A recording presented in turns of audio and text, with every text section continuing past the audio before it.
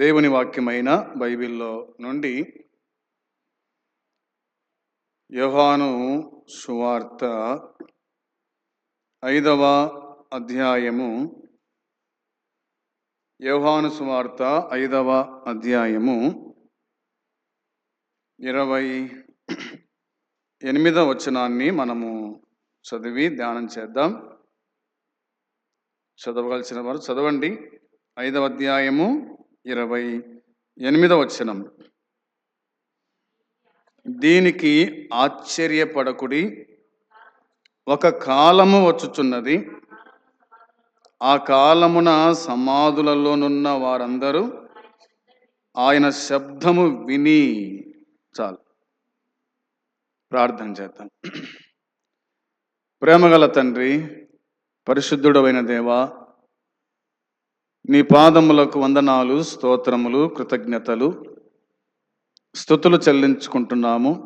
కనికర సంపన్నుడా, కృప చూపే దేవా, నిన్న నేడు ఏకరీతిగా ఉన్న పరలోకపు తండ్రి, నీ పాదములకు వందనాలు, స్తోత్రం చెల్లించుకుంటున్నాం. ఈ దినమందు నీ సన్నిధి మాకు ఇచ్చినావు, స్తోత్రాలు. మమ్మల్ందరినీ కాపాడినందుకై స్తోత్రం. మీరిచ్చిన ఆరోగ్యాన్ని బట్టి, ఆయుష్కాలను బట్టి స్తుతిస్తున్నాం. ప్రభువా, నీ సన్నిధిలో మేమందరం ఇట్లా కూడి పాటల్లో తోడై ఉన్నారు, పాడించారు. పాడిన వారిని దీవించి బలపరిచి జ్ఞాపకం చేసుకో తండ్రి. చదువుకున్న వాక్యం దీవించండి, చదివిన వారిని కూడా దీవించి ఆశీర్వదించండి. నీ దాసుడు నీ పక్షం నిలబడి ఉండగా నన్ను పూర్తిగా ఖాళీ చేసి మీరే మాట్లాడండి. మాట్లాడే దేవుడవు, పాపక్షమాపణ, మారు మనస్సు, ఆదరణను గురించేటువంటి గొప్ప దేవుడవు. నీ కృప చేతనే ఈ వాక్య భాగము దీవించి మాకు ఇచ్చినందుకై స్తోత్రం చెల్లించుకుంటూ యేసుక్రీస్తు పరిశుద్ధమైన నామమున ప్రార్థించి అడిగి స్తుతించి వేడుకుంటున్నాము తండ్రి, ఆమేన్. యోహాను సువార్త 5వ అధ్యాయము 24 నుండి మనము ధ్యానం చేస్తూ వస్తూ ఉన్నాం. ఈ దినమందు 28వ వచనాన్ని మనం చదువుకున్నాం. 28వ వచనములో వ్రాయబడిన మాట, దీనికి ఆశ్చర్యపడకుడి, దీనికి ఆశ్చర్యపడకుడి. ఒక కాలము వచ్చుచున్నది, ఆ కాలమున సమాధులలోనున్న వారందరూ ఆయన శబ్దము విని. దీనికి ఆశ్చర్యపడకుడి అని ప్రభువైన యేసుక్రీస్తు చేరవచ్చిన వారితో పలుకుతున్నటువంటి మాట. దేనికి ఆశ్చర్యపడతాం మనము దేనికి ఆశ్చర్యపడతాం? ఏదైనా దేవుడు గొప్ప కార్యం చేస్తే, అనుకోకుండా ఏదైనా మనకు వస్తే దానికి మనము ఆశ్చర్యపోతాం. యేసుక్రీస్తు ప్రభు తాను బోధించిన తర్వాత, కొండ మీద ప్రసంగములో ఆయన బోధ చేసిన తర్వాత అందరూ కూడా ఆశ్చర్యపడిరి అనే మాట మనకు దేవుని వాక్యమైన బైబిల్ జ్ఞాపకం చేస్తూ ఉంది. అవునా? చూడండి, మత్తయి సువార్త 7వ అధ్యాయము చివరి వచనము. మత్తయి సువార్త 7వ అధ్యాయము 28వ వచనములో యేసు ఈ మాటలు చెప్పి ముగించినప్పుడు జన సమూహములు ఆయన బోధకు ఆశ్చర్యపడుచు ఉండిరి అన్న మాట ఉంది. అవునా? ఆయన బోధకు జన సమూహం అంతా గుడక ఆశ్చర్యపడుచుండిరి అని వాక్యం చెబుతుంది. కాబట్టి యేసుప్రభు అంటున్నాడు, దీనికి ఆశ్చర్యపడకుడి అన్నాడు. ఏమిటి అంటే, ఒక కాలము వచ్చుచుంది, ఒక కాలము వస్తూ ఉంది, ఉమ్. ఆ కాలమున సమాధుల్లో ఉన్నవారు ఆయన శబ్దం వింటారు. ఇది ఆయన చెప్పిన మాట. దీనికి ఆశ్చర్యపడకుడి, ఒక కాలం వస్తూ ఉంది, ఆ కాలమున సమాధుల్లో ఉన్నవారు లేస్తారు. సమాధుల్లో ఉన్నవారు లేస్తారు. సమాధుల్లో ఉన్నవారు లేస్తారా? వారిని ఎవరిని లేపుతారు? సమాధుల్లో ఉన్నవారిని ఎవరు లేపుతారు?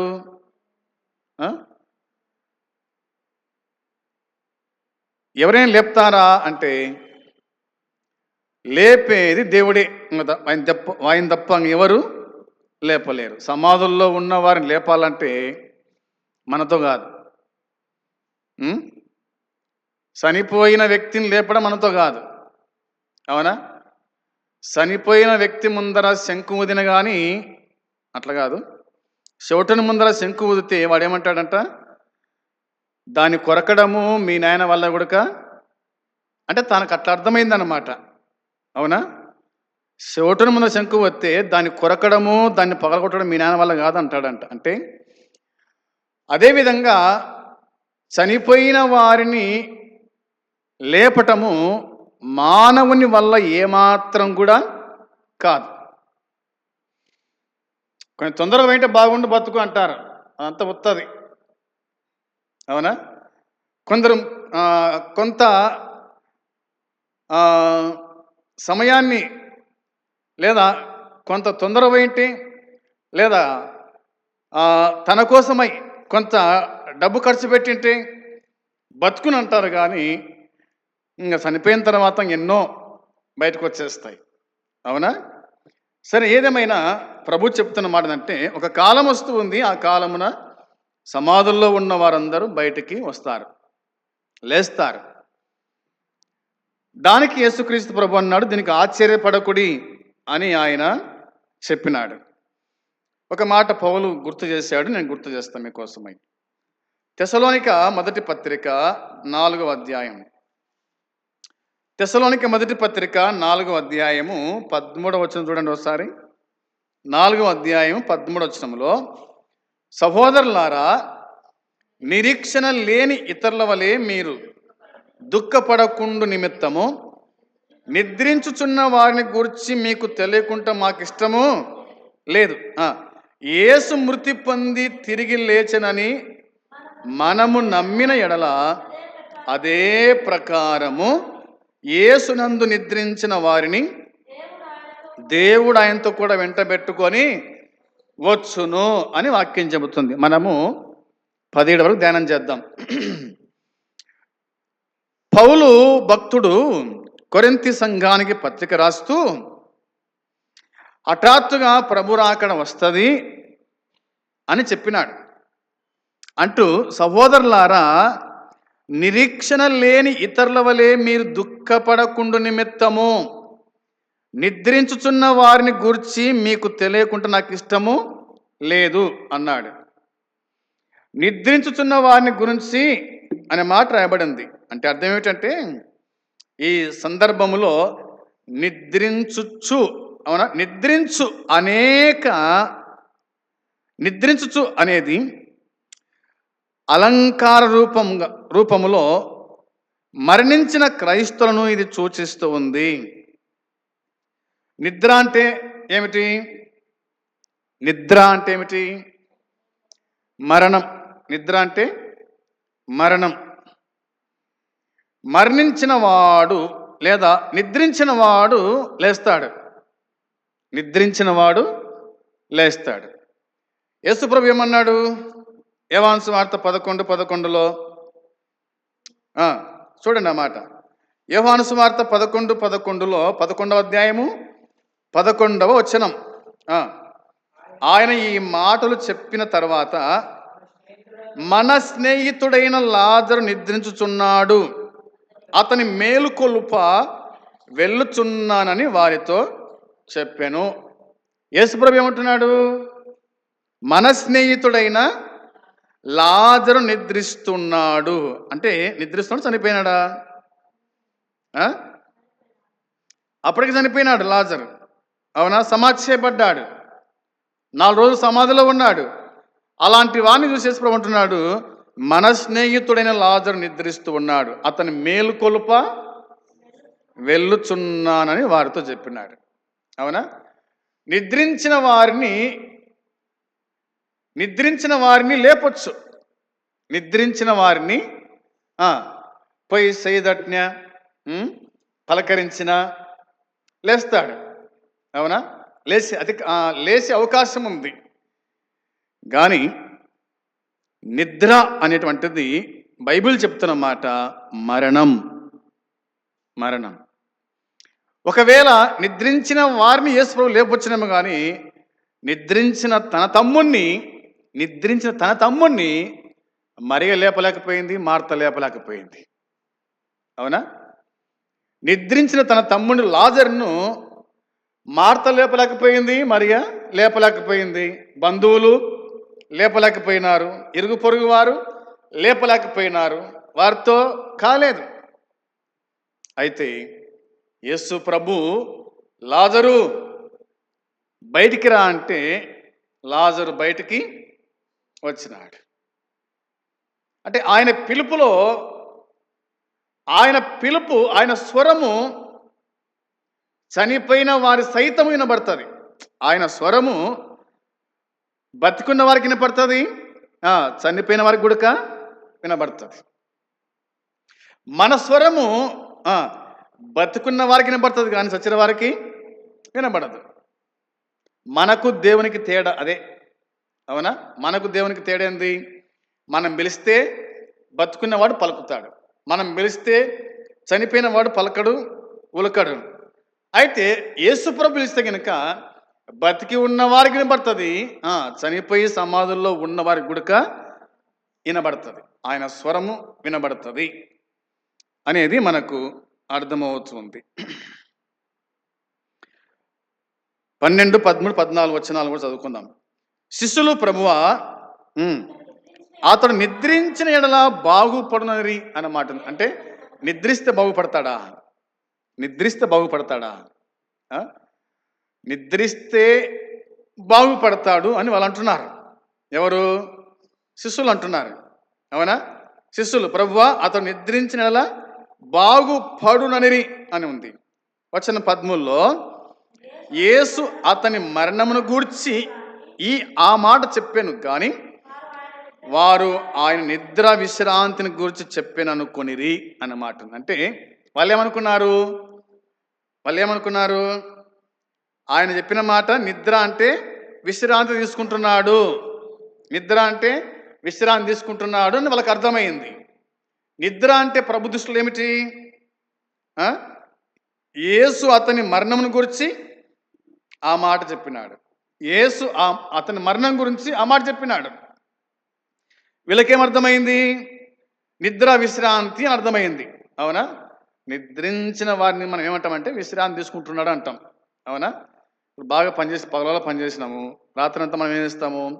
విశ్రాంతి తీసుకుంటాం. దేహానికి ఏమవసరము? అలసిపోయిన దేహానికి ఏమవసరము? విశ్రాంతి అవసరం. విశ్రాంతి లేకపోతే కనుక ఈ దేహానికి రోగాలు వస్తాయి. విశ్రాంతి లేకపోతే కనుక ఈ దేహానికి రోగాలు వచ్చాయి. కాబట్టి పగలంతా పనిచేయాలా, రాత్రి అంతా విశ్రాంతి తీసుకోవాలా, అది వాళ్ళకి అర్థమైపోయింది. వచనం 14, 15లో కావున యేసు లాజరు చనిపోయెను అన్నాడు. ఏమంటున్నాడు యేసు ప్రభు? లాజరు చనిపోయెను, మీరు నమ్మునట్లు నేనక్కడ ఉండలేదని మీ నిమిత్తము సంతోషించుచున్నాను. అయినను అతని యొద్దకు మనము వెళ్ళుదము రండి అని స్పష్టముగా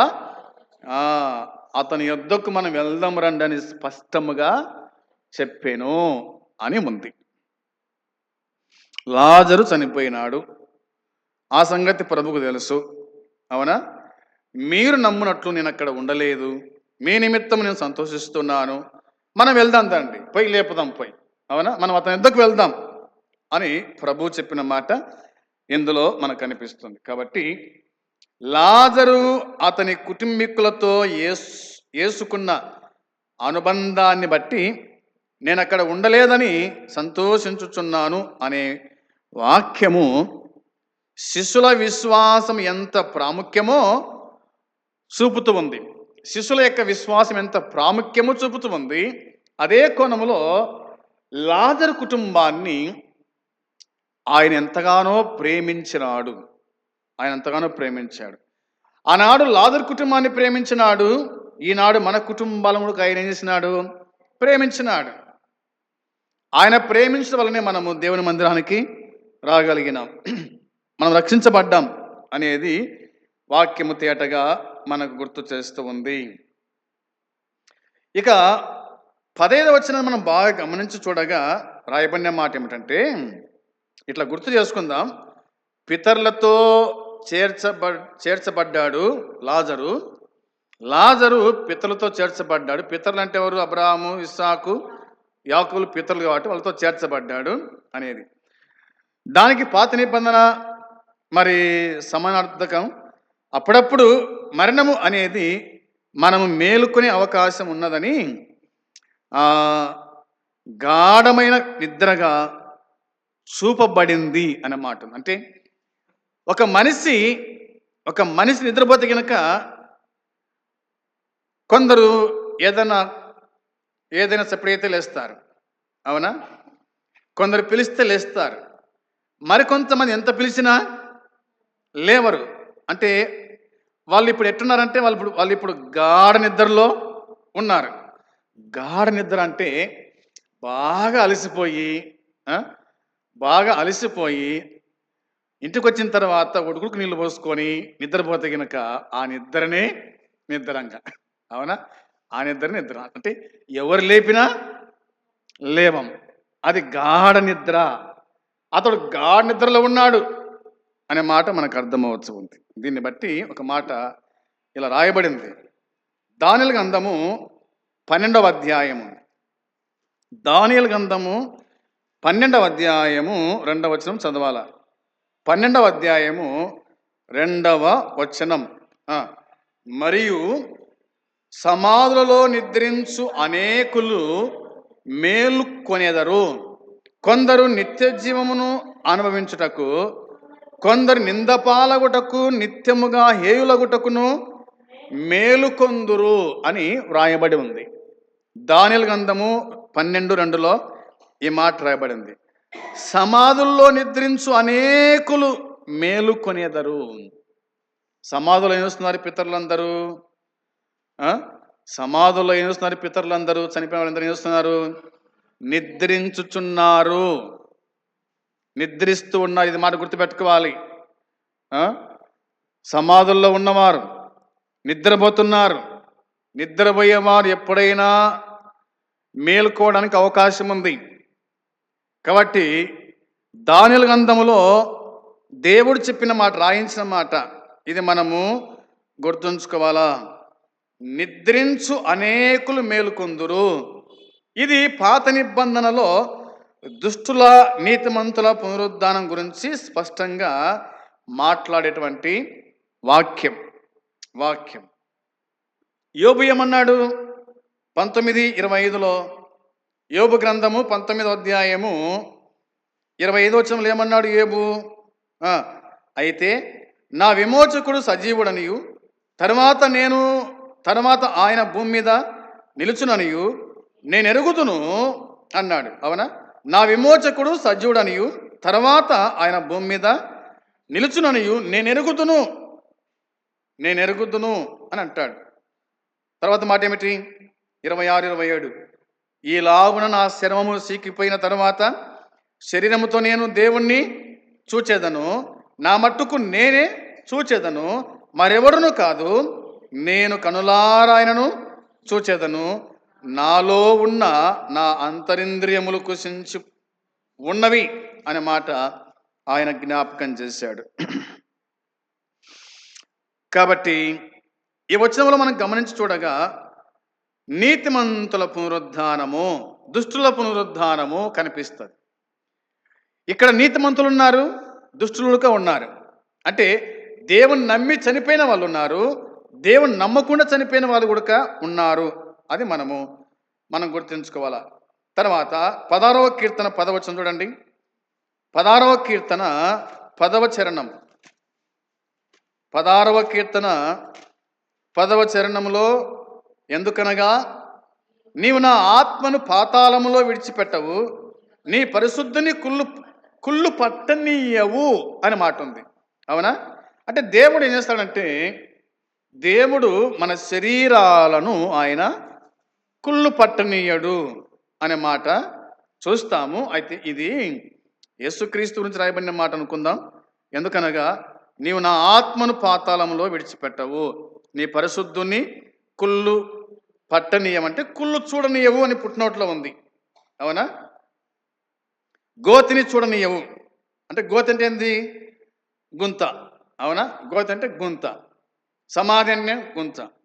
దాన్ని చూడనీయవు అన్నమాట. అంటే ఆ శరీరమునకు మరణం ఉంది కానీ ఆత్మకు మాత్రం మరణము లేదు అనేది మనకు అర్థమవుతుంది. తర్వాత యెషయా గ్రంథము 26:19.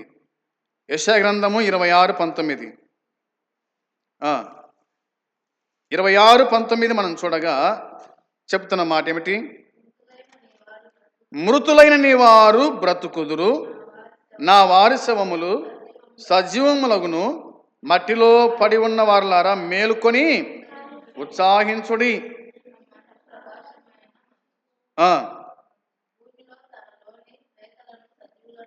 చేయును అనే మాట రాయబడింది. చాలు.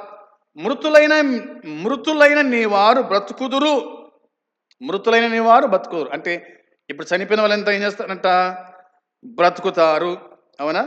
నా వారి శవములు సజీవములగును, మట్టిలో పడి ఉన్న వారులారా మేలుకొని ఉత్సాహించుడి. మట్టిలో పడి ఉన్న వారులారా మేలుకొని ఉత్సాహించుడి. మట్టిలో పడిపోయినాడు కొంతమంది. నువ్వు మన్నే కనుక తిరిగి మన్నైపోదు అంటే మనిషి ఏమవుతాడు? మన్నైపోతాడు, మట్టిలో కలిసిపోతాడు. ప్రభు అంటున్నాడు, ఉత్సాహించుడి, మేలుకొని ఉత్సాహించుడి. నీ మంచు ప్రకాశమానమైన మంచు భూమి తనలోని ప్రేతలను సజీవులనుగా చేయును. భూమి తనలోని ప్రేతలను అంటే చనిపోయిన వారిని సజీవులుగా చేయును అని దేవుని వాక్యం మనకు తేటగా గుర్తు చేస్తూ ఉంది. అందును బట్టి సర్వమానవాళికి రెండే గమ్యాలు ఉన్నాయి. సర్వమానవాళికి రెండే గమ్యాలు ఉన్నాయి. ఈ వాక్యము మనకు తెలియజేస్తుంది రెండు భిన్నమైనటువంటి పునరుద్ధానాలు ఉన్నాయని యేసుక్రీస్తు ప్రభు గుడుక ఆయన చెప్పినాడు. రెండు భిన్నమైన పునరుద్ధానాలు ఉన్నాయి. ఏమిటి ఆ పునరుద్ధానాలు అంటే మనం చదువుకున్నాం కదా, దీనికి ఆశ్చర్యపడకుడి, ఒక కాలం వస్తూ ఉంది, ఆ కాలమున చదవాలి మీరు ఆ మాట, ఆ కాలమున మృతులైన వారు లేతురు. మనం చదువుకున్న మాట అదే కదా. యోహాను సువార్త 5:28 సమాధుల్లో ఉన్నవారు ఆయన శబ్దం విని మేలు చేసిన వారు జీవ పునరుద్ధానమునకును, కీడు చేసిన వాళ్ళు తీర్పు పునరుద్ధానమును బయటికి వచ్చేదారు. మేలు చేసిన కీడు చేసిన, అవునా? మేలు చేసిన వారు జీవ పునరుద్ధానము, కీడు చేసిన వాళ్ళు తీర్పు పునరుద్ధానమునకు బయటికి వస్తారు అని ఈ వచనం మనకు జ్ఞాపకము చేస్తూ ఉంది.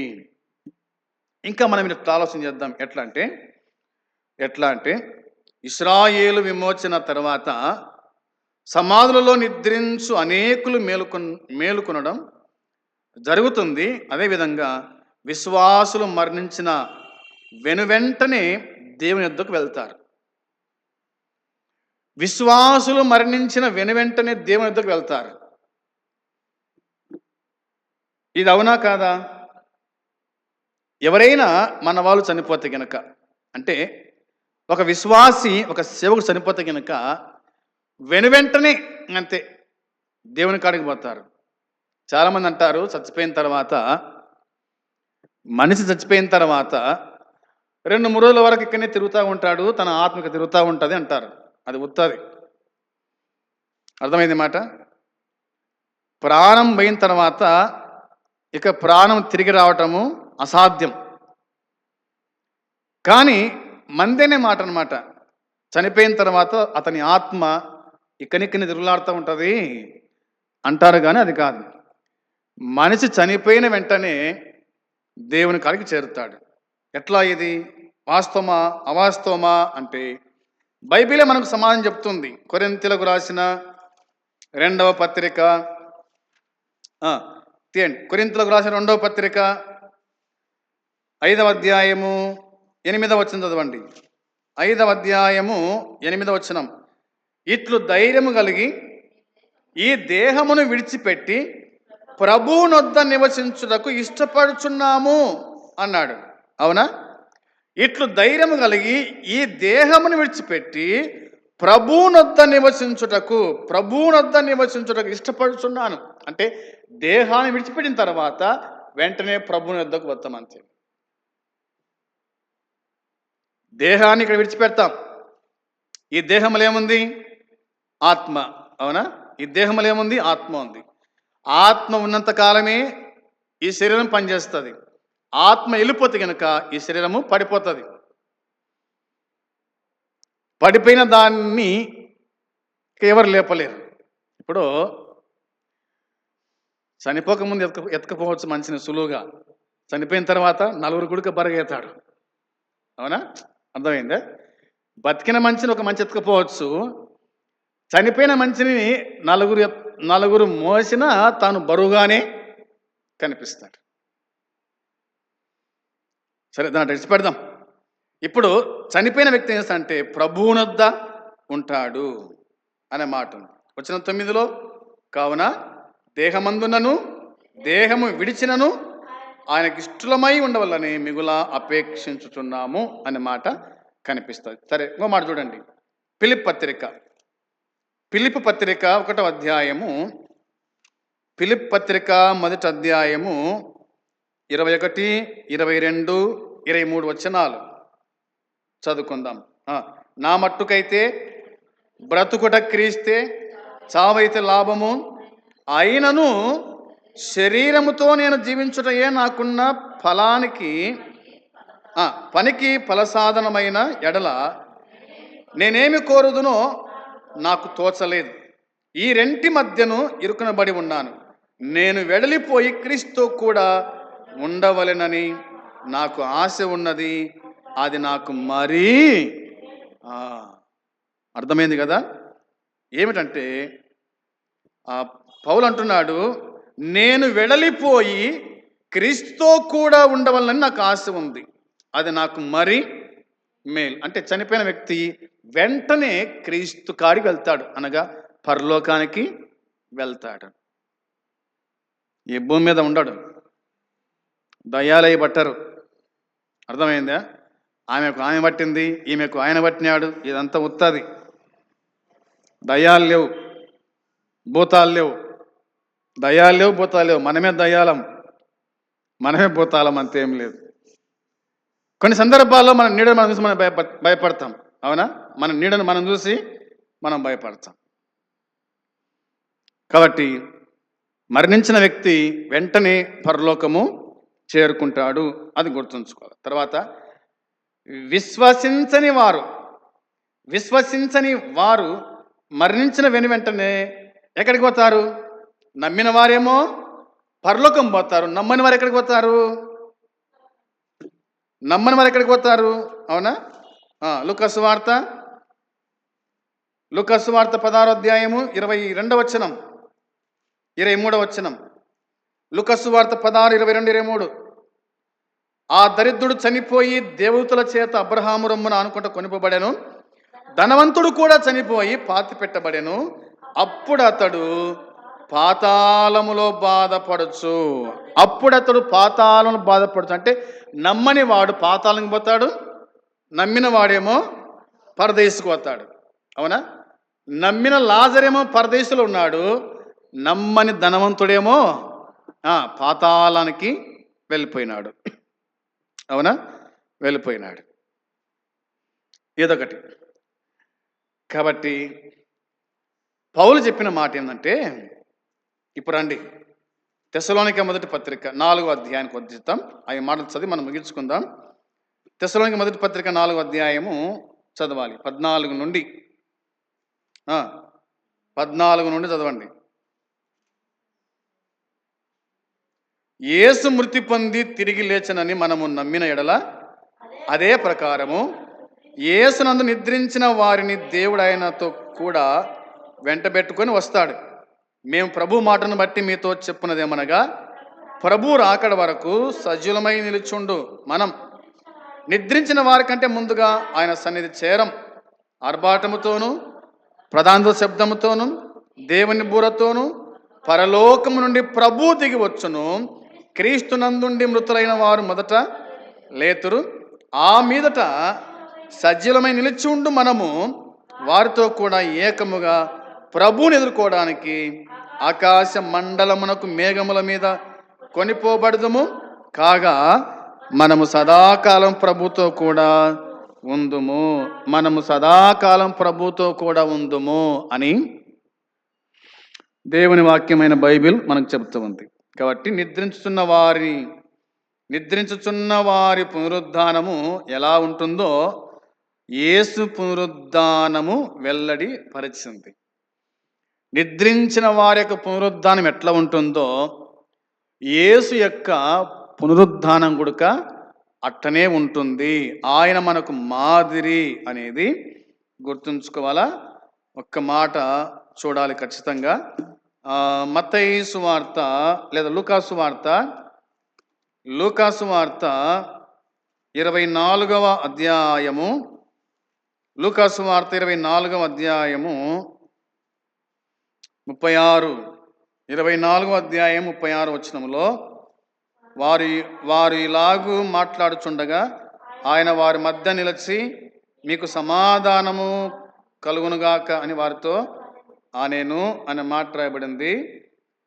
తర్వాత వచ్చేసి 43 కూడా చూస్తే కనుక ఇటు రాయబడింది. 42వ వచనం, వారు కాల్చిన చేప ముక్కను ఆయనకిచ్చిరి.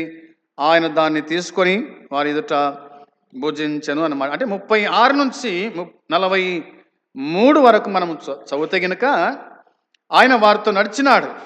అవునా? వారికి సమాధానం కలుగుకని చెప్పినాడు. అయితే వారు దిగులు పడి భయంక్రాంతులై భూతము తమ కనబడినని తలంచారు. 37వ వచనంలో, అప్పుడైనా మీరెందుకు కలవరపడుచున్నారు? మీ హృదయంలో సందేహములు పుట్టనేలా నేనే ఆయనను అనుటకు నా చేతులను నా పాదములను చూడండి, నన్ను ముట్టి చూడండి. నాకున్నట్లుగా మీరు చూచుచున్న ఎముకలు మాంసము భూతమునకు ఉండవని చెప్పి తన చేతులను తన పాదములను వారికి చూపినాడు. అయితే వారు సంతోషము చేత ఇంకను నమ్మక ఆశ్చర్యపడుచుండగా ఆయన ఇక్కడ మీ వద్ద ఏమైనా ఆహారము కలదా అని వారిని అడిగాను. వారు కాల్చిన చేప ముక్కను ఆయనకిచ్చిరి. ఆయన దాన్ని తీసుకొని వారి ఎదుట భోజించెను అనే మాట ఉంది. నిద్రించున్న వారి పునరుద్ధానం ఎలా ఉంటుందో యేసు పునరుద్ధానం కూడా లేదా యేసు పునరుద్ధానం వెల్లడిపరిచినట్టుగా వాక్యం చెబుతుంది. ఆయన చనిపోయినాడు. అపోస్తుల ముందర ఆయన చనిపోయినాడు. అవునా? అపోస్తులే సమాధి చేసినారు. మరి అపోస్తులలోనే కొంతమంది వెళ్ళి చూచారు. మగ్దలేని మరిగా చూసింది, మరి కొంతమంది చూసినారు పోయి. ఆ తర్వాత మరి ఆయన అకస్మాత్తు కనిపించాడు. అయితే వాళ్ళు ఇంకా నమ్మడం లేదు. అయితే అప్పుడు వారి యొక్క అనుమానం తీర్చడానికి మీ వద్ద ఏమైనా ఉందా అంటే, భూతాలు ఆహారం తినవు కదా. భూతాలు ఆహారం తినవు. ఆహారం తినేది ఎవరు? బతుకున్న వాళ్ళే ఆహారం తింటారు, చనిపోయిన వాళ్ళు ఆహారం తినరు. కాబట్టి ఆయన ఆ చేపను తినడం వల్ల వాళ్ళు నమ్మిరి అనే మాట మనకు అనిపిస్తుంది. ఇవి ఇట్లా ఉన్నట్టుగా మనం చూస్తాం. ఆ తర్వాత మరి ఆయన ఆర్భాటముతో వస్తాడు, ప్రధాన శబ్దంతో వస్తాడు, మేఘాల మీద వస్తాడు. అవునా? ఆ తర్వాత క్రీస్తునందుండి మృతులైన వారు మొదట లేస్తారు.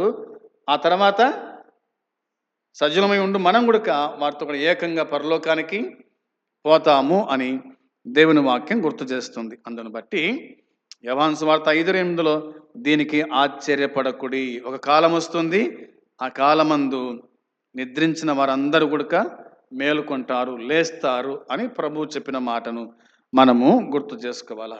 ఇది వాస్తవం. కొన్ని బైబిల్ గ్రంథంలో ఆశ్చర్యపరిచే మాటలు ఉన్నప్పటికీ మనము అర్థం చేసుకోవాలా. మనం చనిపోతాము, తర్వాత మనం లేస్తాము కూడా. లేచి ప్రభు నమ్మిన వారు పరలోకం వెళ్తారు, ప్రభు నమ్మని వారు పాతాళానికి వెళ్తారు. ప్రభు నమ్మిన వారికి పరలోకంలో నెమ్మది, ప్రభు నమ్మని వారికి పాతాళంలో యాతన. అవునా? వారికి నెమ్మది, వీరికి యాతన అనేది గుర్తుపెట్టుకొని మరి ప్రభునందు విశ్వాసం ఉంచి భక్తి జీవితంలో బలపడుతూ మనం ముందుకు సాగుదాం. అట్టి కృప దేవుడు మనకు అనుగ్రహించును గాక. ఆమేన్. ప్రార్థన చేద్దాం. ప్రేమగల తండ్రి, మీకు స్తోత్రం, స్తుతులు చెల్లించుకుంటున్నాం. చదువుకున్న ఈ లేఖన భాగం దీవించండి, ఆశీర్వదించండి. ఎంతమంది వినగలిగిరో వారి జీవితాల్లో కార్యం జరిగించి ప్రతిఫలం దయచేయమని, సత్యాన్ని గ్రహించినట్టుగా సహాయపడమని మీకు అప్పగించుకుంటూ యేసుక్రీస్తు నామములో ప్రార్థించి అడిగి వేడుకుంటున్నాము తండ్రి. ఆమేన్. పరలోకమందున తండ్రి ప్రేమ, మన ప్రభు అయిన యేసుక్రీస్తు కృప, పరిశుద్ధాత్మ సన్నిధి సహవాసం కూడి వచ్చిన మనకు సకల పరిశుద్ధులకు ఇప్పుడు ఎల్లప్పుడు సదాకాలము తోడై ఉండును గాక. ఆమేన్. అందరికీ వందనాలు.